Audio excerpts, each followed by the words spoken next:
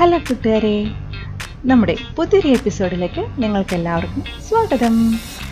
കേരളത്തിൻ്റെ തലസ്ഥാനമായ തിരുവനന്തപുരത്തെ വളരെ പ്രസിദ്ധമായ കടലോര പ്രദേശമാണ് നിങ്ങളീ കാണുന്നത്.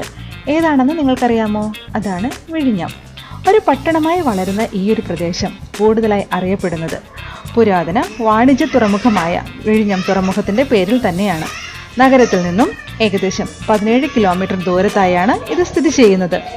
പ്രമുഖ വിനോദസഞ്ചാര കേന്ദ്രമായ കോവളത്തിനടുത്താണ് വിഴിഞ്ഞം. 1000 രാജാക്കന്മാരുടെ തലസ്ഥാനമായിരുന്നു ഇത്. ഡച്ചുകാരാണ് ഇവിടെ ആദ്യമായി പാണ്ഡികശാല കെട്ടിയത്.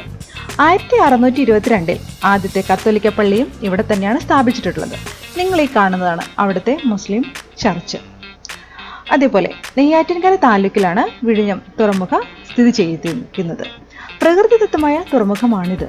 നിങ്ങൾ വന്നിട്ടുള്ള എല്ലാവരും ഇവിടെ കണ്ടിട്ടുണ്ടാവും. ഇന്ത്യയിലെ ഏറ്റവും ആഴം കൂടിയൊരു തുറമുഖം കൂടിയാണിത്. അതുകൊണ്ട് തന്നെ ഏറ്റവും വലിയ കൂറ്റൻ കപ്പലുകൾ പോലും ഇവിടെ എത്തിച്ചേരാൻ സാധിക്കുന്നു. അതുപോലെ തന്നെ തുറമുഖത്തിൽ നിന്ന് കപ്പൽ ചാലിലേക്കുള്ള ദൂരം മറ്റു തുറമുഖങ്ങളെ അപേക്ഷിച്ച് ഇവിടെ ദൂരം കുറവാണ്. അതുകൊണ്ട് തുറമുഖത്തിൽ നിന്ന് കപ്പൽ ചാലിലേക്ക് വളരെ പെട്ടെന്ന് കപ്പലിന് എത്തുവാനും സാധിക്കുകയും ചെയ്യും. ഇപ്പോൾ നിങ്ങൾ ഈ കണ്ടുകൊണ്ടിരിക്കുന്നത് എന്താണെന്ന് നിങ്ങൾക്ക് മനസ്സിലായോ?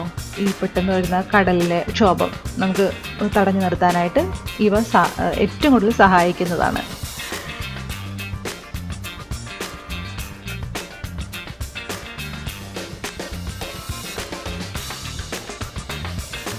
ഏറ്റവും മനോഹരമായൊരു ബീച്ചും കൂടി ഉള്ള ഒരു സ്ഥലമാണ് വിഴിഞ്ഞം.